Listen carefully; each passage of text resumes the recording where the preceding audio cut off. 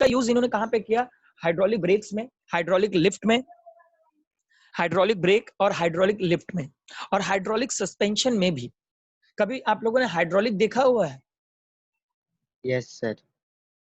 अब for example एक lift में भी हाइड्रोलिक लगा होता है। अब अगर लिफ्ट के अंदर कोई ना हो, अगर लिफ्ट के अंदर कोई ना हो तो भी लिफ्ट कांस्टेंट स्पीड से अप और डाउन होती रहती है। यस और नो? Yes sir. और लिफ्ट एक रोप से बंधा हुआ होता है।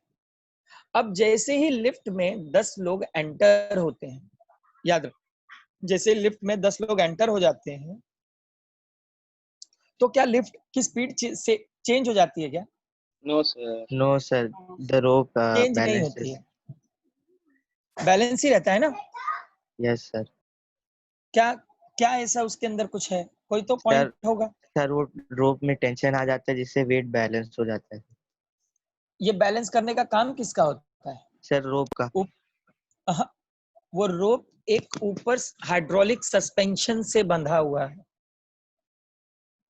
अगर जहां पर भी टेंशन आता है ना मोहम्मद, वहां पे प्रेशर के कंडीशन चेंज होना शुरू हो जाते हैं, because that tension which is nothing but a pressure, मतलब फोर्स है, and that force which is directly proportional to that pressure. तो अगर वहां यस सर। पर टेंशन खाली होता तो वो रोप को ब्रेक कर सकता था, लेकिन रोप ब्रेक नहीं होती है। तो बेसिकली क्या होता है, वो जो हाइड्रोलिक सस्पेंशन लगा हुआ है वो लिफ्ट के प्रेशर को मेंटेन करता है और उसे कांस्टेंट रखता है, जिसकी वजह से वो रोप कभी जल्दी ब्रेक नहीं होता और हमारा लिफ्ट सेम स्पीड से अप और डाउन करता है, भले उसके अंदर कोई हो या ना हो। ये काम हैंडल कौन करता है? Hydraulic suspension. अब सेम जेसीबी देखा हुआ है ना आप लोगों ने? Yes sir. तो जेसीबी में भी हाइड्रोलिक सस्पेंशंस लगे होते हैं। ये जो हाइड्रोलिक सस्पेंशन है, जब गाइज इनको हैवी मटेरियल्स को लिफ्ट करना होता है एक जगह से दूसरी जगह, जैसे काफी ज्यादा मास वाले बॉडी को लिफ्ट करेगा, अगर उसके अंदर हाइड्रोलिक सस्पेंशन नहीं होगा जो उसके प्रेशर को कांस्टेंट रिमेन करता है, अगर गाइज हाइड्रोलिक सस्पेंशन ना लगाए तो जैसे ही हैवी मटेरियल को वो एक जगह से दूसरी जगह लेके जाने की कोशिश करेगा, वो चीज, वो जो हाइड्रोलिक होता है, या फिर अगर हाइड्रोलिक नहीं लगा हुआ है तो जेसीबी का जो पॉइंटर होता है वो पूरा का पूरा पॉइंटर उखड़ जाएगा, जिससे वो हैंडल से उठाता है वो पूरा का पूरा हैंडल ही टूट जाएगा। क्यों? क्योंकि उसको प्रेशर तो कांस्टेंट हो ही नहीं रहा है। अगर प्रेशर कांस्टेंट नहीं हो रहा है तो जाहिर सी बात है कि जो मटेरियल है वो एक जगह से दूसरी जगह नहीं जा पाएगी, उसके प्रेशर में चेंजेस होता है। अब गाइस ये जो पैस्कल का कांस्टेंट प्रेशर वाला कंडीशन है, ये हम लोग डेली लाइफ में भी यूज करते हैं। जस्ट लाइक अगर हम लोग एक हाथ से किसी भी बकेट को, फॉर एग्जांपल हम लोग एक बकेट ले लेते हैं, बकेट को अगर हम लोग एक हाथ से उठा के लेके जा रहे हैं तो आप लोग ऑब्जर्व करोगे कि हमारी बॉडी थोड़ी सी बेंड हो जाती है। कभी मेजर किया आपने? Yes sir. हाँ। हमारी बॉडी थोड़ी सी बेंड हो जाती है। अगर दोनों हाथ में बकेट हो तो क्या बॉडी उतनी बेंड होती है क्या? No sir. याद रखना, ये पैस्कल के ही ऑब्जर्वेशंस हैं।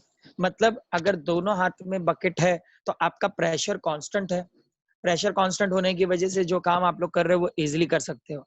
लेकिन एक हाथ में बकेट होगा, आपका प्रेशर कभी कांस्टेंट हो ही नहीं पाएगा, जिससे आपकी बॉडी बैलेंस नहीं हो पाएगी। बॉडी को बैलेंस करने के लिए we required a constant pressure. याद रखना, मेन कॉन्सेप्ट यही है कि बॉडी को बैलेंस करने के लिए we required a constant pressure, जिसकी वजह से बॉडी बैलेंस्ड होती है और एक जगह से दूसरी जगह मूव कर पाती है। Is that clear everyone? Yes sir. अब कभी जाइंट व्हील में हम लोग बैठते हैं तो गाइस जाइंट व्हील में भी सस्पेंशन लगा होता है, हाइड्रोलिक लगा होता है। तो होता क्या है एग्जैक्टली कि जैसे एक बंदे को वो एक चेयर पे बिठाता है तो उससे अपोजिट दूसरे बंदे को बिठाता है, आजू बाजू में नहीं बिठा देता है। कभी ऑब्जर्व किया है आप लोगों ने? हाँ सर। तो यहाँ पर भी वो अपने प्रेशर को कांस्टेंट बनाता है। अगर गाइस प्रेशर कांस्टेंट रिमेन नहीं होगा तो वो जो जाइंट व्हील है, वो जो व्हील है वो सही तरीके से रोटेट नहीं हो पाएगी, डिसबैलेंस हो जाएगी। तो जब भी हम लोग इस तरीके के मशीनरीज को देखते हैं, तो याद रखना ये सारी चीजें हाइड्रोलिक को यूज करती हैं। और जहां पर भी hydraulic press, hydraulic brake, hydraulic suspension लगे होंगे, तो समझ जाना ये उस बॉडी के प्रेशर को कांस्टेंट बनाने के लिए यूज किया जा रहा है, जिसकी वजह से वो बॉडी बैलेंस रहेगी। Is that clear? समझ में आ रहा है पैस्कल का क्या कंडीशन है? Sir yes sir. सर ये हाँ, टैंक महालक्ष्मी। और विंडो वाला एग्जांपल और एक बार बताओ। महालक्ष्मी, टैंक में यहाँ पर हम लोगों ने 4 विंडोज क्रिएट कर रखे हैं। अब बेसिकली अगर किसी एक विंडो को भी ओपन करके मैं थोड़ा सा और एक्स्ट्रा लिक्विड अंदर ऐड करूंगा, तो अंदर तो पहले कम ही लिक्विड था, जिससे प्रेशर कम था सारे विंडोज पे। लेकिन मैं अगर लिक्विड को और इंक्रीज कर रहा हूँ, तो क्या लगता है किसी एक विंडो पे प्रेशर ज्यादा होगा क्या महालक्ष्मी? हाँ सर। किसी एक विंडो पे ज्यादा प्रेशर फील होगा क्या? नहीं। किसी एक विंडो पे ज्यादा प्रेशर नहीं होगा, सारे के सारे विंडोज पे इक्वल प्रेशर डिस्ट्रीब्यूट हो जाएगा। मतलब यहाँ पर जो फॉर्मूला है वो फॉर्मूला इस तरीके से अप्लाई होगा that P1 is equal to P2 is equal to P3 and so on। तो प्रेशर का फॉर्मूला क्या था? F1 upon A1 is equal to F2 upon A2 is equal to F3 upon A3 and so on। ये लिख लो, Pascal का heading देके ये diagram और फॉर्मूला लिख लो ताकि आपको याद रहे। और उसके नीचे लिख के रखना Pascal shows the constant pressure। Pascal show the constant pressure। Definition आपके टेक्स्ट बुक में है, आई होप आप लोग वो डेफिनेशन लिख लोगे।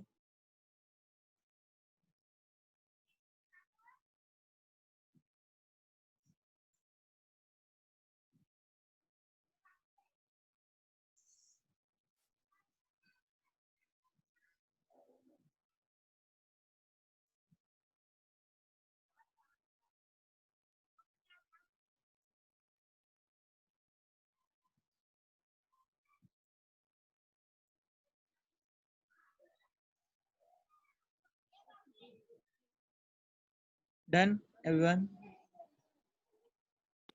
Yes sir. याद रखना जहां पर भी कांस्टेंट प्रेशर की बात होगी तो वहां पे पैस्कल का इंटरफेयर हो जाता है। अब इस पैस्कल के बाद कुछ डिवाइसेस हैं, लिख के रखो। मर्क्यूरी बैरोमीटर, ये रब कर दूं चलेगा? Yes sir.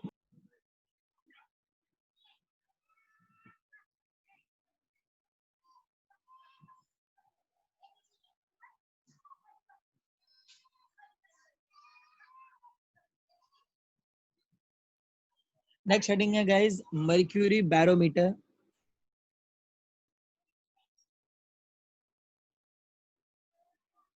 अब अपने समझने के लिए लिख के रख लो, एक पॉइंट यहाँ पे लिख लो।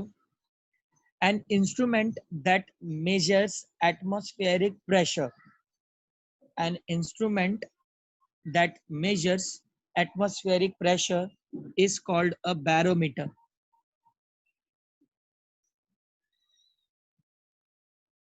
रिपीट करो ना एक बार। Guys, it is an instrument that measures atmospheric pressure। It is an instrument that measures atmospheric pressure is called a barometer। Is called a barometer। याद रहेगा सबको? Yes sir.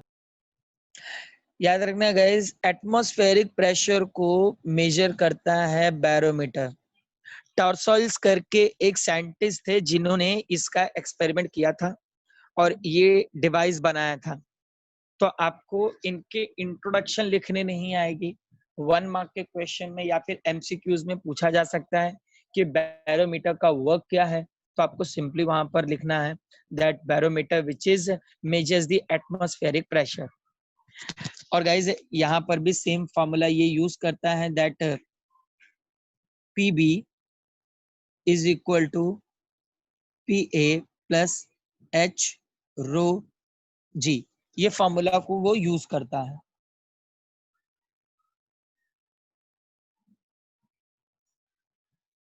ये फॉर्मूला लिख लो।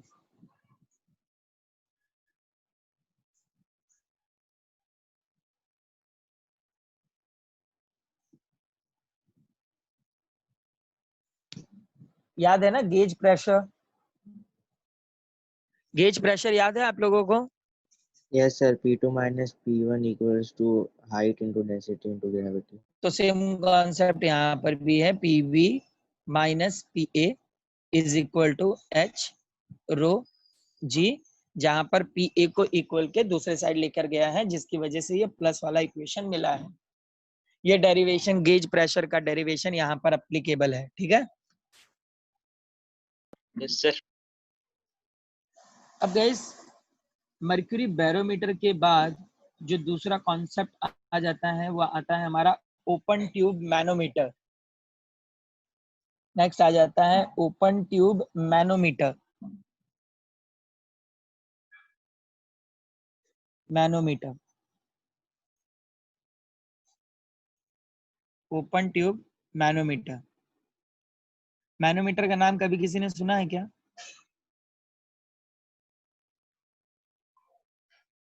No, sir. No, sir.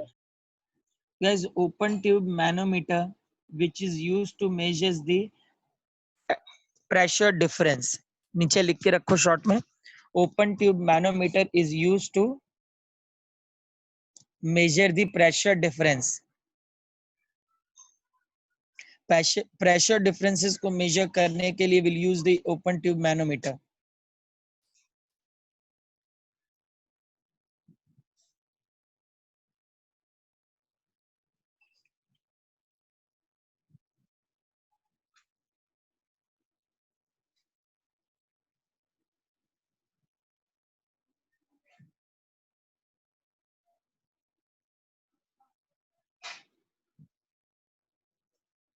लिखा सब लोगों ने? Yes, sir. ये दो टाइप के डिवाइसेस हैं गाइस, जिनसे प्रेशर, एटमॉस्फेरिक प्रेशर और प्रेशर डिफरेंसेस को मेजर किया जाता है, और सेम गेज प्रेशर के कंडीशंस यहाँ पर यूज होते हैं, ये याद रखना है आपको। नेक्स्ट हेडिंग है एटमॉस्फेरिक प्रेशर। ये एटमॉस्फेरिक प्रेशर क्या है जरा बताओगे आप लोग मुझे? एटमॉस्फेरिक प्रेशर क्या है?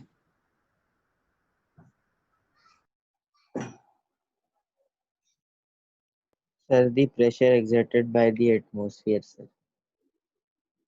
Like how that pressure which should be created in atmosphere? Sir, atmosphere में air होता है, but air is also a fluid, तो उसकी वजह से कुछ Only a pressure air? difference होता है. Only a Sir, air which mixture should be of present in an atmosphere? sir mixture of gases, sir. Humidity is also there, sir. Humidity is also there. So what we call Yes. that humidity? Can you explain it? Humidity क्या है exactly? Sir, humidity is the gas, vapor form of liquid, sir. Vapor form of liquid.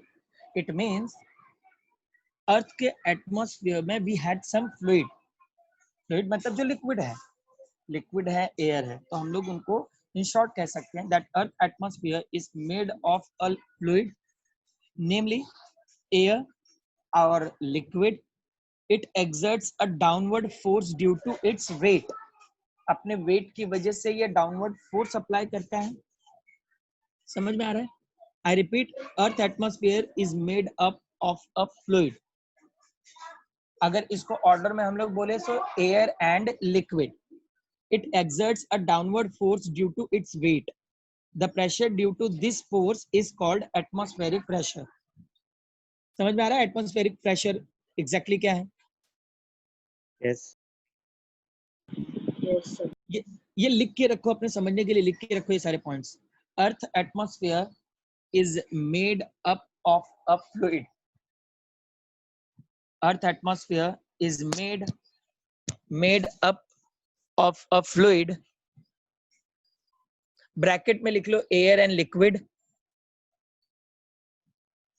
air and liquid. It exerts a downward force. It exerts a downward force due to its weight. It exerts a downward force due to its weight. The pressure due to this force, the pressure due to this force is called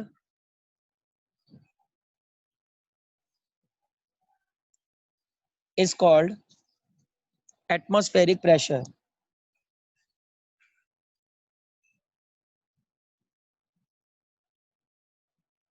समझ में आया atmospheric pressure कैसे generate हो रहा है?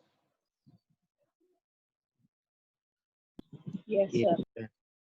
अब guys एक point लिखो उसके नीचे. The atmospheric pressure is highest at the surface of the earth.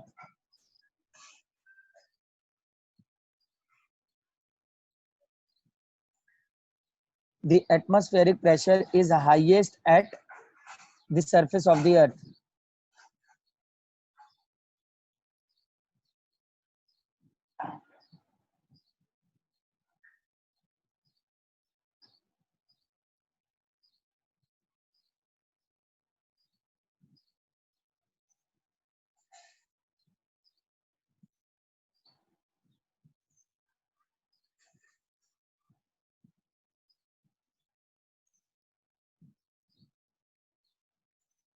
लिखे. Yes. The atmospheric pressure is highest at the surface of the earth. अच्छा, आप लोगों ने स्पीयर्स के नाम सुने हैं क्या? जो हमारे पास स्पीयर्स हैं उनके नाम सुने हैं? अर्थ से सबसे क्लोजेस्ट स्पीयर का नाम क्या है? सर लाइथोस्फीयर. हैं? क्या बोल रहे हैं मोहम्मद? सर एक बार थोड़ा बताओ ना सर, याद नहीं आ रहा है. Mars. ट्रोपोस्फियर. ट्रोपोस्फियर अर्थ अच्छा से सर, क्लोजेस्ट जो सबसे.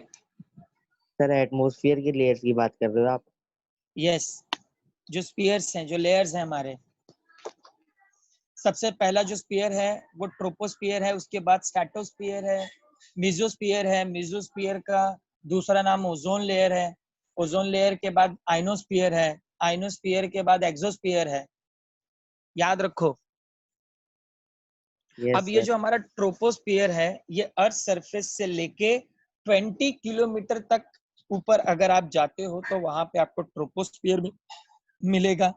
ये जो अर्थ की एटमॉस्फेयर है, that earth atmosphere decreases with increasing height.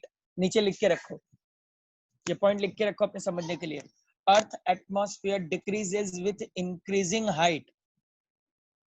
जैसे जैसे हाइट इंक्रीज होगी वैसे वैसे अर्थ का एटमॉस्फेयर कम होता चला जाएगा.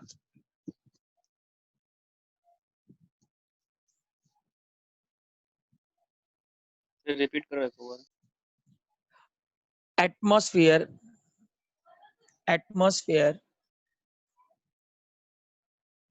decreases with increasing height.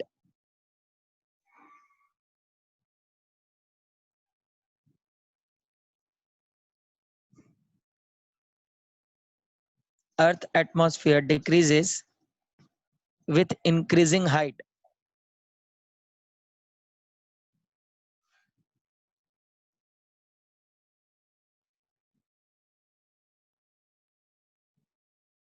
लिखे. Yes sir. एक पॉइंट और ऐड कर दो. अब याद रखना कि सरफेस पे एटमॉस्फेयर ठीक होता है, लेकिन जैसे ही जैसे हाइट पे जाते हैं तो वैसे वैसे हमारा जो प्रेशर होता है वो कम होता चला जाता है. तो सेम कॉन्सेप्ट है. जैसे ही हम लोग सी लेवल के पास जाते हैं, जैसे हम लोग सी लेवल पे देखते हैं तो सी लेवल पे जो एटमॉस्फेरिक प्रेशर होता है थोड़ा सा कम होता है. तो उस कम जो लेवल हुआ है एटमॉस्फेरिक प्रेशर का उसको नॉर्मल एटमॉस्फेरिक प्रेशर कहते हैं. एक पॉइंट ऐड कर लेना. The atmospheric pressure at sea level, the atmospheric pressure at sea level, the atmospheric pressure at sea level is called normal atmospheric pressure.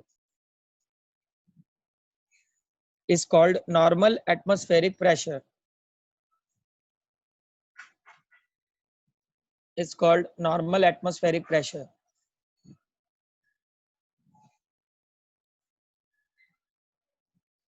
Is called normal atmospheric pressure. लिखा सब लोगों ने point?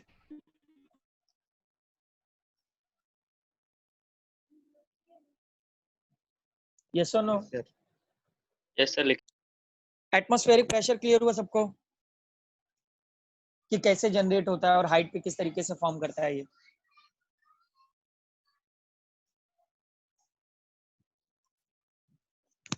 हुआ, समझ में आया ये पॉइंट? सर ये सी लेवल वाले समझाओ ना सर एक बार।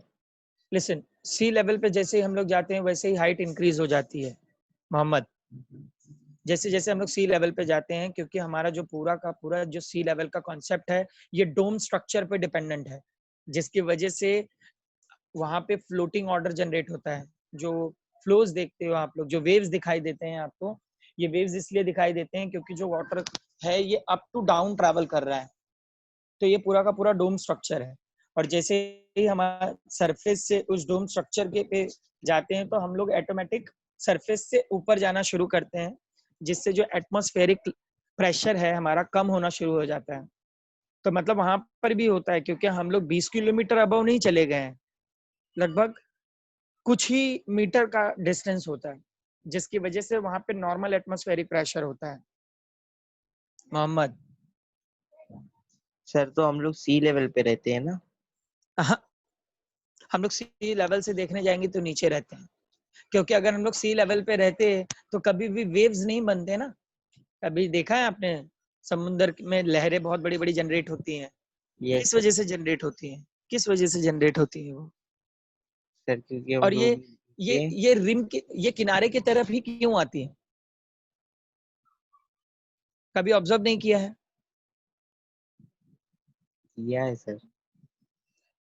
देखो, ये हमारा जो अर्थ है ये एक स्फीयर शेप में है, ये बात न्यूटन ने प्रूव की थी। उसके पहले अल्बर्ट आइंस्टीन क्या बोलते थे कि ये जो हमारा पूरा अर्थ है it's like one of the plate, एक प्लेट के जैसा है, एक सरफेस है।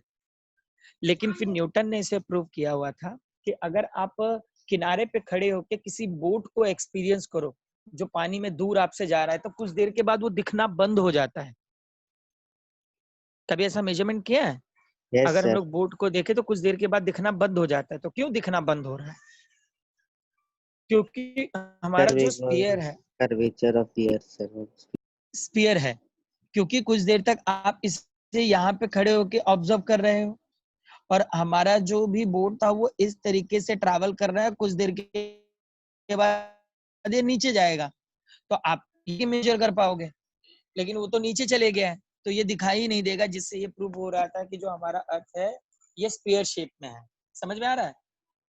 तो अगर हम लोग सी लेवल, हमारा जो रिम है, हमारा जो सरफेस है वो इस साइड में है, ये साइड में है, और अगर हम लोग सी लेवल में जाते हैं तो ये धीरे धीरे हमारा जो हाइट है वो ऊपर जाने लगता है।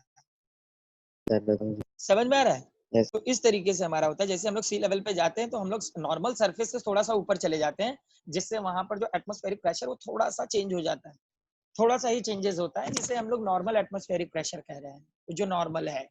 लेकिन हमें नॉर्मल से थोड़ा सा ठीक चाहिए होता है, जिससे हम यहाँ जिंदा रह सके, क्योंकि ये जो हमारा एटमॉस्फेयर है इसके अंदर ही ऑक्सीजन है। जो आपने बोला ना जो गैसेज है ये ऑक्सीजन है, जिससे हम लोग यहाँ पे सांस ले पा रहे हैं। समझ में आ रहा है ये कॉन्सेप्ट एटमॉस्फेयर का? Yes sir. यस।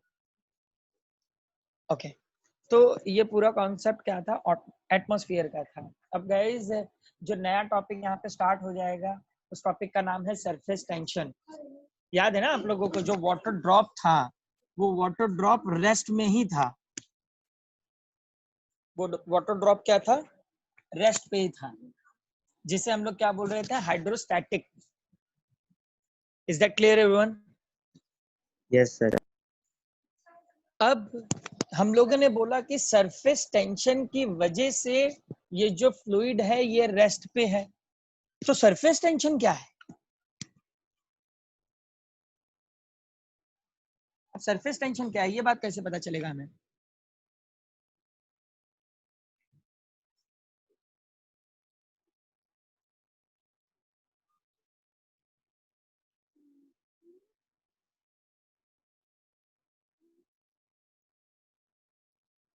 हाँ मोहम्मद,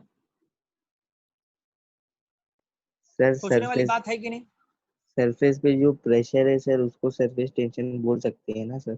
नहीं, नहीं बोल सकते। ओके, आप लोगों ने चाय पिया है कभी? Yes sir. चाय पे एक लेयर जम जाता है, कभी यस ऑब्जर्व सर। किया है? सिमिलरली मिल्क में भी होता है, मिल्क में भी लेयर जम जाता है ना, मलाई कहते हैं उसको। Yes sir. Yes sir. अब ऐसी और भी बहुत सारी चीजें हैं। अगर हम लोग एक प्योर वाटर चेक करें तो प्योर वाटर में क्या लेयर दिखाई दे रहा है क्या आपको? No sir. प्योर वाटर में लेयर दिखाई नहीं दे रहा है, लेकिन अगर मैं उससे उसके अंदर कुछ इम्प्यूरिटीज को ऐड करूं जो सॉल्युबल हो, just like sugar, salt. Sugar is best example. अगर मैं थोड़ा सा शुगर ऐड करूं उस प्योर वाटर में तो शुगर क्या हो जाएगा, कंप्लीटली उसके अंदर डिसॉल्व हो जाएगा। और जैसे डिसॉल्व होगा तो चाशनी बन जाती है। कभी देखा है चाशनी के ऊपर भी लेयर होता है? Yes sir. तो जैसे ही हम लोग वाटर को इम्प्योर करते हैं, कुछ ऐसी इम्प्यूरिटीज ऐड करते हैं जो वाटर में सॉल्युबल हो, तो एक लेयर पूरा दिखने लगता है हमें। मतलब वो जो लेयर है वो विजिबल हो जाता है। समझ में आ रहा है? जो लेयर है वो क्या होता है, विजिबल हो जाता है। बेसिकली जो मिल्क है, मिल्क भी प्योर वाटर नहीं है, उसके अंदर मिल्क के कुछ कंटामिनेशन ऐड है, कुछ इम्प्यूरिटीज ऐड है, जिसकी वजह से मिल्क के ऊपर का जो लेयर है वो हमें विजिबल हो रहा है, दिखाई दे रहा है। सेम कॉन्सेप्ट में टी है, टी में हम लोगों ने शुगर ऐड कर रखा है जिसकी वजह से उसके ऊपर का लेयर हमें दिखाई दे रहा है, विजिबल है। मतलब अगर हम लोग प्योर वाटर में कुछ सॉल्युबल इम्प्यूरिटीज को ऐड कर दें तो उसके अंदर की जो लेयर है वो हमें विजिबल हो जाती है। यस और no? Yes sir. Similarly honey भी है, हनी का भी हमें हम लोगों को लेयर दिखाई देता है। तो मतलब गाइस जो हमारा प्योर वाटर है इसमें भी लेयर है। अब वो बात अलग है हमें दिखाई नहीं दे रहा है। अगर आप लोग थोड़ा सा पानी लेके वॉल पे फेंक दो तो आपके फोर्स की वजह से कुछ वाटर ड्रॉप नीचे बहुत जल्दी जल्दी आएंगे, बट कुछ वाटर ड्रॉप उधरी वॉल पे ही स्टिक रह जाएंगे। कभी मेजर किया है आपने इस तरीके से? हाँ सर। अगर मैं थोड़ा सा पानी लेके वॉल पे फेंकूं तो कुछ वाटर ड्रॉप नीचे चले आते हैं, बट कुछ water drop as it is वहीं वॉल पे ही स्टिक रह जाते हैं। मेजर कर लो, अभी घर पे ही हो ना आप लोग। हाँ सर। कुछ वाटर ड्रॉप कुछ वाटर ड्रॉप उधरी वॉल पे ही स्टिक रह जाते हैं इस तरीके से। तो कभी आप सोचा नहीं कि ये जो हमारा वाटर ड्रॉप है ये वॉल पे स्टिक कैसे रह गया? कुछ तो नीचे चले आए लेकिन कुछ वाटर ड्रॉप वहीं पे स्टिक रह जाते हैं। तो कभी सोचा नहीं किस वजह से ये स्टिक है? गैस जैसे ही हम लोग वाटर को फेंक रहे हैं या फिर वाटर हमारा कहीं पर भी सरफेस पे गिरता है तो फोर्स की वजह से उसका जो लेयर है वो ब्रेक हो जाता है, लेकिन ये लेयर वापस जनरेट होता है छोटे छोटे ड्रॉप्स में। सपोज एक बड़ा सा वाटर ड्रॉप था और जैसे ही ये सरफेस पे गिरेगा ये छोटे छोटे वाटर ड्रॉप में कन्वर्ट हो जाएगा। अब याद रखना लेयर हमेशा जनरेट होता है, ये बात याद रखना सब लोग। हमारे प्योर वाटर में भी लेयर जनरेट होता है। अब वो बात अलग है कि ट्रांसपेरेंट होने की वजह से वो लेयर हमें दिखाई नहीं दे रहा, बट एग्जैक्टली वहां पर लेयर जनरेट होता है। अब ये लेयर के वजह से ही वाटर वहां पे स्टेबल रह पाता है। अगर वो लेयर नहीं होता तो वाटर वहां पे स्टेबल नहीं रह पाता। उसी लेयर को गाइज हम लोग सरफेस टेंशन कहते हैं। याद रखना सरफेस टेंशन में जो सबसे इंपॉर्टेंट पॉइंट है उसी सरफेस लेयर का है। आप लोगों ने देखा होगा कि कुछ लिजर्ड्स या फिर कुछ ऐसे बर्ड्स हैं जो वाटर के सरफेस पे चल सकते हैं। कुछ मॉस्किटोज हैं, बटरफ्लाईज हैं जो वाटर के सरफेस पे चलते हैं। कभी देखा है आप लोगों ने इसे चलते हुए? Yes sir. तो मतलब वाटर में भी लेयर है ना, ये बात प्रूव होती है ना कि जो हमारा नॉर्मल, जो हमारा प्योर वाटर है, इस पे भी क्या है, लेयर है, बट वो हमें दिखाई नहीं दे रही है, विजिबल नहीं हो रहा है। क्यों? क्योंकि उसके अंदर हम लोगों ने कुछ इंप्योरिटीज ऐड नहीं की है। कुछ इंप्योरिटीज ऐड कर दें, कुछ सॉल्युबल इंप्योरिटीज को ऐड कर दें तो वो लेयर हमें दिखाई देने लगती है अच्छी तरीके से। तो सिमिलरली नॉर्मल वाटर में भी गाइस हमारे पास वहां पे एक लेयर होता है, वो लेयर के वजह से ही सरफेस टेंशन क्रिएट होता है। लेयर का कॉन्सेप्ट क्लियर हुआ सबको? सरफेस टेंशन Yes, को sir. समझने के लिए सबसे पहले लेयर समझना इंपॉर्टेंट था। अब guys suppose here we took the one container and that container which is having some liquid, एक कंटेनर हम लोगों ने ले लिया। अब इस कंटेनर के अंदर लिक्विड भरा हुआ है। अब गाइस यहाँ पर भी क्या जनरेट होगा, एक लेयर। यहाँ पर भी एक क्या फॉर्म हो गया, लेयर। सपोज हम लोग कोई एक पार्टिकल को इस बीकर में थ्रो कर रहे हैं। अब जैसे ही ये पार्टिकल सरफेस के कांटेक्ट में आएगा, याद रखना, जैसे ही ये पार्टिकल सरफेस के कांटेक्ट में आएगा, ये सरफेस के कांटेक्ट में पार्टिकल आ रहा है, तो गाइस जैसे ही सरफेस के कांटेक्ट में पार्टिकल आएगा तो ये जो लेयर है ये थोड़ा सा नीचे बेंड हो जाएगा। यस और नो? लेयर नीचे बेंड होगा या नहीं? Yes, sir. यस सर होगा, और बाजू का ऊपर। तो ये जो लेयर है इस तरीके से बेंड हो जाएगा। यहाँ पे ये लेयर इस तरीके से बेंड होगा यहाँ पे। तो गाइस एक सेकेंड, ये हमारा ऑब्जेक्ट इस तरीके से हमें दिखाई देगा। तो एग्जैक्टली होता क्या है यहाँ पे कि ये जो लेयर है, ये लेयर अपने इनिशियल फॉर्मेट से, इनिशियल लेवल से कितना नीचे आ गया है। अब मैं इसे जरा सा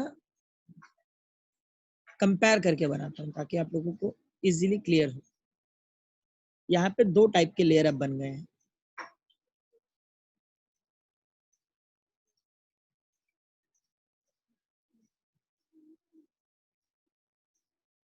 ये इस तरीके का लेयर क्रिएट हुआ है। सबसे पहले जब हमारा ये पार्टिकल सरफेस से ऊपर था, जैसे ही ये सरफेस के कांटेक्ट में आया तो हमारा लेयर ने, हमारा जो भी पार्टिकल था, लेयर को बेंड कर दिया हुआ। तो अब ये बेंडिंग फिनोमिना बेसिकली थोड़ा सा लेंथ यहाँ पर जनरेट हो गया है कि ये लेयर कितना लेंथ नीचे है, which is representing the total length of the bending layer, and that particle which is creating the force also. ये पार्टिकल एक पर्टिकुलर फोर्स लेकर उस लेयर पे कांटेक्ट में आया है, जिससे लेयर एक पर्टिकुलर लेंथ तक थोड़ा सा बेंड हो गया है, और ये फोर्स की वजह से यहाँ पर ये बेंडिंग फिनोमिना जनरेट हुआ है। तो अब ये लेयर क्या फील कर रहा है, टेंशन, है ना। अगर आपके सिर पे मैं 2 सिलेंडर रख दूं तो क्या लगता है, टेंशन फील होगा या नहीं? यस और नो? टेंशन फील होगा। Of course. Yes, sir. Yes. तो ये लेयर भी क्या फील कर रहा है, यहाँ पे टेंशन। अब इस टेंशन को एक्सप्लेन करने के लिए यहाँ पर फोर्स है, और फोर्स कहाँ तक अप्लाई हुआ है, एक पर्टिकुलर लेंथ तक। इसे कहते हैं tensile stress. Force per unit length is known as tensile stress. ये टेंशन का गाइस सबसे पहला कॉन्सेप्ट है कि फोर्स के वजह से वो लेयर एक पर्टिकुलर लेंथ तक बेंड हो चुका है, which is representing the tensile stress. Tensile stress को ही हम लोग सरफेस टेंशन कहते हैं। मतलब सरफेस टेंशन का सबसे पहला डेफिनेशन यहाँ पे जनरेट हो जाता है, force per unit length is known as tension. इसी फोर्स पर यूनिट लेंथ को टेंसाइल स्ट्रेस भी कहते हैं। सरफेस टेंशन क्लियर हुआ क्या? Yes, sir. Yes, sir. Yes, sir. अब गाइस सरफेस टेंशन का जो दूसरा डेफिनेशन है वो है surface energy per unit area. Basically यहाँ पर इस पार्टिकल को होल्ड करने के लिए ये पूरा सरफेस, ये जो पूरा एरिया है, अपनी एनर्जी को भी तो रिप्रेजेंट कर रहा है। ये जो पूरा सरफेस लेयर है अपने एनर्जी को रिप्रेजेंट कर रहा है ना। एनर्जी थी तभी तो ये होल्ड कर पा रहा है। लेयर के पास कुछ एनर्जी थी तभी तो ये पार्टिकल को होल्ड किया है। यस और नो? Yes, sir. Yes. और ये एनर्जी कहाँ पे रिप्रेजेंट हो रही है? इस पर्टिकुलर एरिया में जो मैंने सर्कल किया हुआ है उस पूरे एरिया में रिप्रेजेंट हो रहा है। तो सरफेस टेंशन का sir. इसी के अकॉर्डिंग दूसरा एक डेफिनेशन जनरेट हो जाता है, एनर्जी पर यूनिट एरिया। मतलब सरफेस टेंशन के दो फॉर्मूलाज हैं। सबसे पहला टेंसाइल स्ट्रेस जिसका फॉर्मूला है फोर्स पर यूनिट लेंथ, और दूसरा है एनर्जी पर यूनिट एरिया जिसे हम लोग सरफेस एनर्जी भी कहते हैं। सरफेस टेंशन के ये दो फॉर्मूलाज क्रिएट हो जाते हैं यहाँ पर। क्लियर हुआ सब लोगों को सरफेस टेंशन क्या है एग्जैक्टली? Yes, sir. यस और नो गाइस? याद रखना सरफेस टेंशन को एक्सप्लेन करने के लिए सबसे ज्यादा जो इम्पोर्टेंट पार्ट है वो लेयर का है। लेयर में ही जब कोई भी पार्टिकल कांटेक्ट में आता है तो लेयर बेंड होता है। तो कितना लेंथ बेंड हुआ है वो हम लोग मेजर करते हैं और किस पर्टिकुलर फोर्स की वजह से हुआ है। तो हम लोग इसे टेंसाइल स्ट्रेस यूज करते हैं। अब ये पार्टिकल को होल्ड कर रहा है तो पार्टिकल को होल्ड करने में कितनी एनर्जी अप्लाई हो रही है, एनर्जी के साथ साथ गाइस उस पर्टिकुलर एरिया को भी हम लोग मेजर करते हैं। तो दो टाइप के फॉर्मूला जनरेट हो जाते हैं, force per unit length and energy per unit area. तो यही सरफेस टेंशन का फिनोमेना था। तो याद रखना जो भी पार्टिकल कहीं पर रुक जाता है, कोई भी फ्लूइड या फिर लिक्विड का ड्रॉप कहीं पर भी रुका हुआ है तो समझ जाना ये सरफेस टेंशन की वजह से रुका हुआ है। अब सरफेस टेंशन किस पे डिपेंडेंट है? सरफेस लेयर पे डिपेंडेंट है। मतलब वहां पर लेयर जनरेट हो गया है जिसकी वजह से पार्टिकल जो फ्लूइड है वो रुका हुआ है। अब गाइस एक और क्वेश्चन कि जो रेन ड्रॉप्स हैं, ये जो रेन ड्रॉप्स ऊपर से नीचे गिरते हैं तो यूजुअली ये स्फीयर के शेप में होते हैं। तो ये स्फीयर का शेप किस तरीके से बनता है, किसकी वजह से बनता है? जो वाटर ड्रॉप है ये स्फीयर शेप किसकी वजह से लेते हैं? सर एटमॉस्फेरिक प्रेशर की वजह से। नहीं, again surface tension. Surface tension की वजह से जो ड्रॉप है वो स्फीयर शेप में होता है। स्फीयर शेप में क्यों होता है? क्योंकि वहां पर उसके सराउंडिंग में लेयर जनरेट होना शुरू हो जाते हैं और वो लेयर उस पर्टिकुलर फ्लूइड को एक स्फीयर शेप में रखता है। अगर सिर्फ वाटर होता और वहां पे लेयर नहीं होता तो क्या होता? बेसिकली ये जो वाटर मॉलिक्यूल है, जो एक स्फीयर का शेप आपको दिखाई दे रहा है वाटर का, ये बहुत सारे छोटे छोटे ड्रॉप्स में कन्वर्ट हो सकते थे, है ना? वाटर भी बहुत सारे मॉलिक्यूल से बना हुआ है। तो अगर यहाँ पर एक लेयर नहीं होती तो ये सारे मॉलिक्यूल्स क्या हो जाते? एक दूसरे से अलग हो जाते। और मॉलिक्यूल किसी भी शेप में हो सकते हैं, वो स्फीयर शेप में नहीं। जस्ट बिकॉज वो लेयर के वजह से जो वाटर का शेप है वो स्फीयर में दिखाई देता है। याद रखना इस बात को। जब भी वाटर का शेप हमें स्फीयर दिखाई देगा तो समझ जाना सरफेस टेंशन की वजह से दिखाई दे रहा है। और सरफेस टेंशन किसकी वजह से जनरेट हो पाता है? सरफेस लेयर के वजह से। Is that clear all? Yes, sir. Sir अब जो भी डाउट है वो क्लियर कर लो नहीं बिकॉज सर। सर एक हाँ डाउट है सर, एक हाँ डाउट है। पूछो पूछो। सर ये पार्टिकल के पास वेट है, हाँ, ये इसमें इफेक्ट नहीं पड़ेगा इस फॉर्मूले में? पार्टिकल मतलब कौन सा पार्टिकल आपने जो जो सर ये लिया है एरिया वो को कवर, पार्टिकल? हाँ यस सर, ये जो एरिया को कवर किया है। ये जो एरिया मैंने कोई भी एक नॉर्मल पार्टिकल ले लिया, कुछ भी बॉल हो सकता है, प्लास्टिक का बॉल आपने देखा हुआ है, यस सर, यस लेयर पे ही रह जाता है। सर। तो लेयर पे किस वजह से है? लेयर अगर उसको होल्ड कर रहा है तो लेयर के पास कुछ तो एनर्जी होगी यस सर। जो उस बॉल के एरिया में अप्लाई हो रही है। तो हम लोग बोल सकते हैं ना कि मतलब जो लेयर टेंशन फील कर रहा है वो पर्टिकुलर बॉल के एनर्जी की वजह से हो रहा है। और बॉल की जो एनर्जी है उस इतने एरिया में अप्लाई हो रही है। ये जो सर्कल किया है मैंने, एनर्जी पर एरिया एक पहला कॉन्सेप्ट हो गया। और अगर इसको टेंसाइल स्ट्रेस में आपको मेजर करना है तो जो बॉल है उस लेयर को कितना बेंड किया है उसका लेंथ मेजर कर लेंगे। और जो बॉल है उसने फोर्स भी तो अप्लाई किया हुआ है, तो फोर्स पर यूनिट लेंथ। अंकुश, यस सर। अंकुश ये सरफेस टेंशन का कॉन्सेप्ट बता रहा हूं मैं। होने को तो बहुत सारी चीजें यहाँ पर हो रही हैं, यस सर। लेकिन अभी हमारा स्पेसिफिक मेजरमेंट क्या था? सरफेस टेंशन का। हम लोगों ने ग्रेविटी मेजर नहीं किया, हम लोगों ने मास मेजर नहीं किया, टाइम पीरियड मेजर नहीं किया। होने को बहुत सारी चीजें हो रही हैं। इसकी पोटेंशियल एनर्जी चेंज हो गई है, इसके अंदर काइनेटिक एनर्जी जनरेट हो गई, इसके अंदर टोटल एनर्जी जनरेट हो रही है, इसका जो वर्क फंक्शन है वो चेंज हो गया है। होने को तो फिजिक्स की बहुत सारी चीजें हो रही हैं यहाँ पे, लेकिन हम लोग मेजर क्या कर रहे हैं यहाँ पे? खाली दो ही चीज, सबसे पहला टेंसाइल स्ट्रेस और दूसरा सरफेस एनर्जी। इन दोनों ही चीजों को सरफेस टेंशन कहते हैं।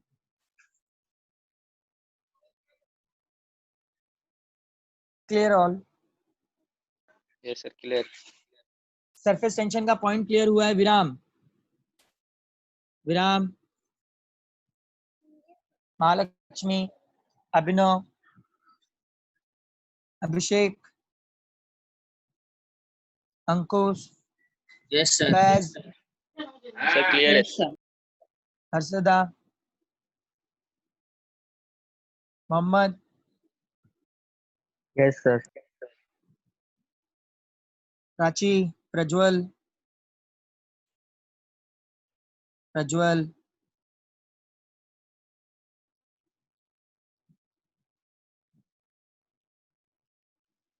अब गाइस जिनका नाम मैंने नहीं लिया है वो भी बोल सकते हो आप लोग। क्वेश्चन जो भी है क्लियर कर लो, because we remain only 2 minute right now.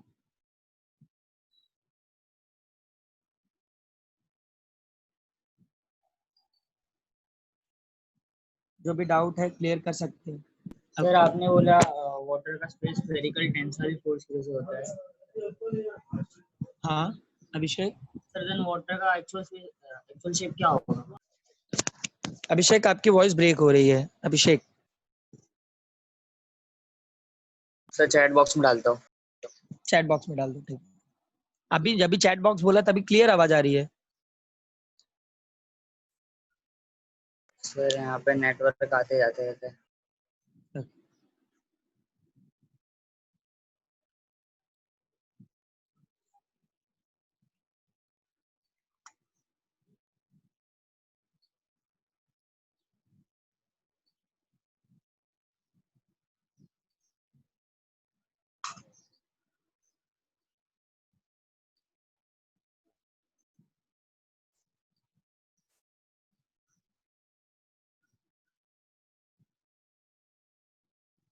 अभी तक तो बोल ही दिए होते हैं यार।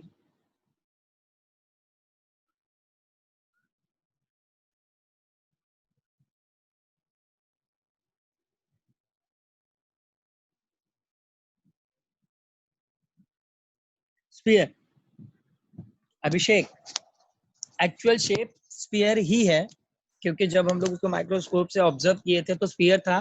पता ये लगाया है कि स्फीयर किस वजह से है, तो स्फीयर सरफेस टेंशन की वजह से है। मतलब सर जो वाटर है, वाटर के लेयर की वजह से वो एक स्फीयर शेप में आ गया है। अभिषेक क्लियर हुआ point? Yes sir, yes sir, thank you. Okay okay okay okay sir. Hello Sanket sir, excuse me sir, YouTube पे वीडियोस नहीं मिल रहे सर हमको, कब तक मिलेंगे? Which videos are you talking about exactly? Sir math physics we are not हाँ getting. मैं भी बोल रहा था, डाला बोल रहे थे डालूंगा। I think it should be uploaded by the end of the night today, or maximum tomorrow morning. I'll let you know. Okay sir, thank you very much. Thank you. Thank you. Okay